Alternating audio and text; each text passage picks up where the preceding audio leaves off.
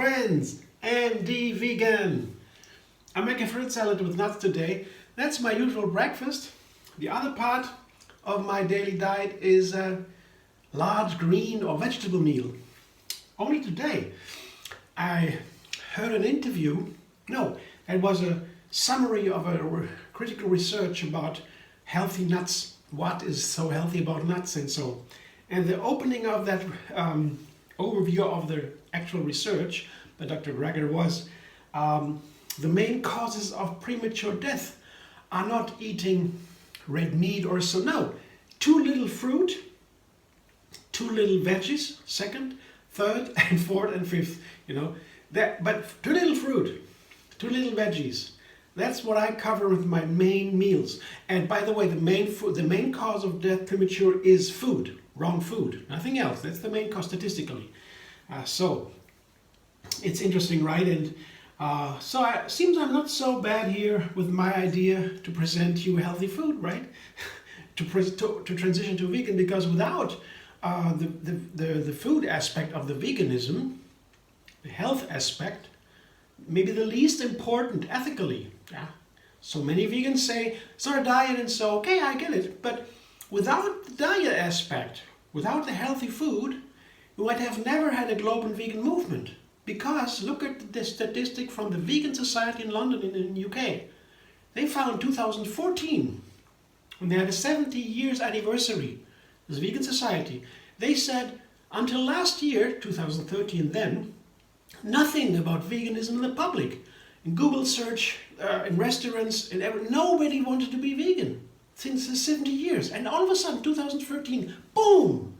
Big explosion. Vegan movement globally was born. 2014, officially by the state, by the statistics. Vegan Society reports. Look up the report. And at the same time, funny, a little bit earlier, the first big studies from Harvard and Oxford and so were published that the vegan diet has health benefits, serious health benefits over non-vegan diets. So it was proven, says this, by the big science, America and so. Could be a coincidence or what? I would assume when people don't feel it is healthy to eat a vegan, they can still be good people, but they cannot destroy themselves. It's a moral, incorrect ask. Nobody can ask anybody to hurt themselves. Yeah, that's nowhere in no ethical statement I've ever seen such a complaint. Nobody can be asked to hurt themselves. You help others if you don't hurt yourself. That's always the prerogative. And so with a vegan cannot be. You cannot ask people to go vegan when they know it is not healthy for them. But you have a moral imperative and say, when you have a healthy alternative, you have to go vegan because that's a moral issue. That you can say, but you cannot say you have to hurt yourself. So without the vegan diet, and now we see even how important the vegan diet is, the most important thing for premature death. So there's nothing healthier than a vegan diet. Absolutely. Yeah. Just a little excursus here, excuse me, but I'm a vegan activist, and I make these recipes, I love them. And it's so fascinating to explore all the vegan variety. The endless plant-based variety is amazing. And today I make a very simple breakfast. I just have apples and pears and bananas and put a dressing on top of it. So that way, by making these easy recipes, I can make a new recipe every single day and always introduce new ingredients. Today I explore the macadamia nuts. I explore my ingredients, every single one. Macadamia nuts is a wonderful nut. They're super healthy. As I said before, nuts are super healthy here. And they have a very special character. They are firm and a little bit savory. I blend them with some bananas to make it lighter, because the fat of the nuts and the protein, it makes a breakfast more durable. So I don't have to eat it that soon again. With fruit alone, I have to eat soon again. Or I eat a huge amount of fruit. With the nuts into it, I can eat less quantity-wise. And more calories. So I put the bananas here to make this nut cream lighter. And I add some flavor too, because the savory flavor of the macadamia is very special. You can eat it by itself. I like to season it a little bit. And first I get a little bit of lemon, half a lemon, to season up the banana and to balance the sweet dates here. Dates are a wonderful addition to many dressings and fruit salads. They are super healthy too. And here's cinnamon also, seasoning, very super healthy. Just a teaspoon of cinnamon. It's a wonderful dressing. And now I have to add some water to make the dressing a little bit runnier. And then I do the blender dance and I'm done.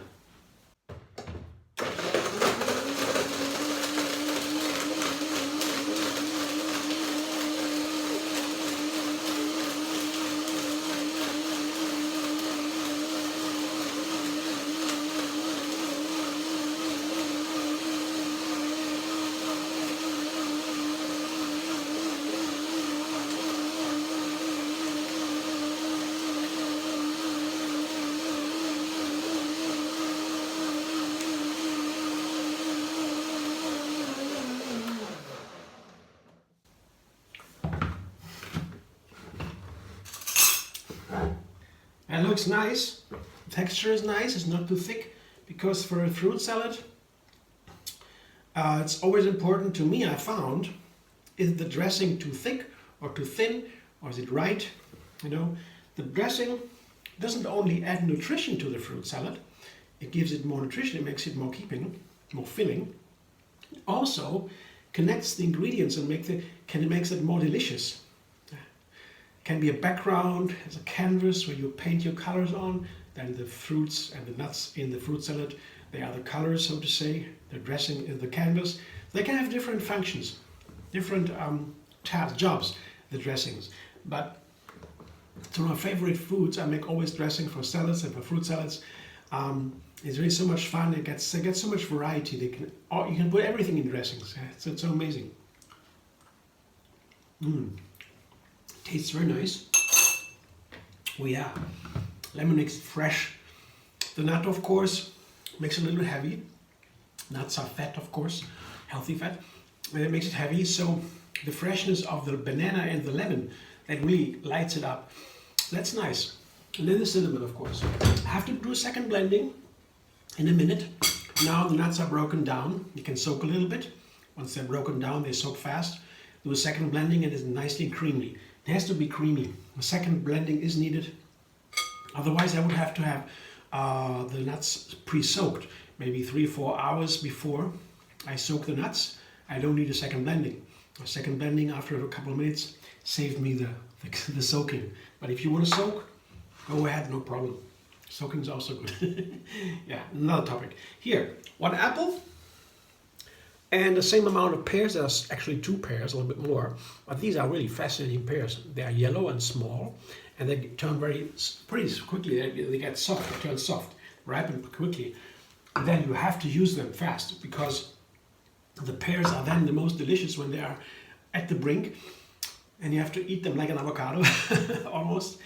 And the apple is no problem. You can store them for a long time, doesn't matter. But the pear, once they get soft, immediately to be eaten otherwise.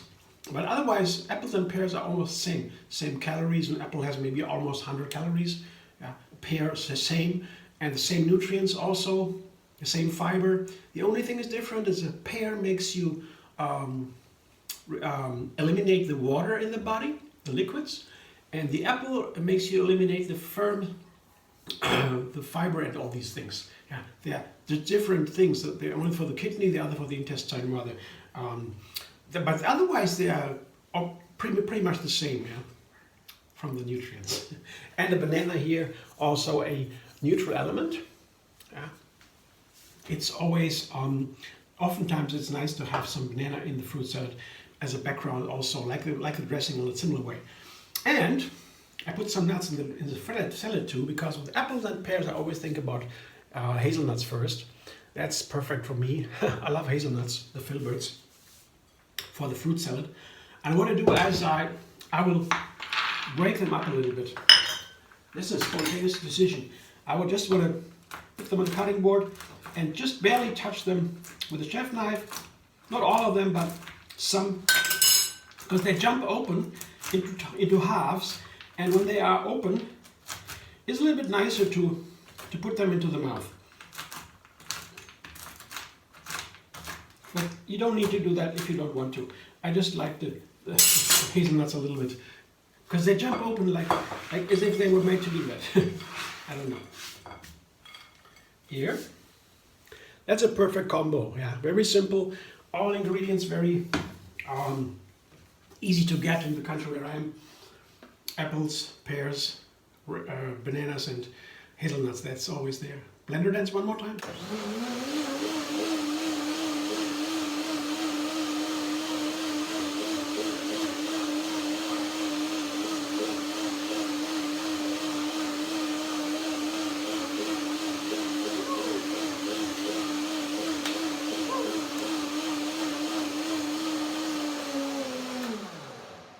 It really makes a difference when you do the second blending. I notice all the time, it really tastes different then. It's so smooth and creamy. The flavor is full there, like a blossom that opens.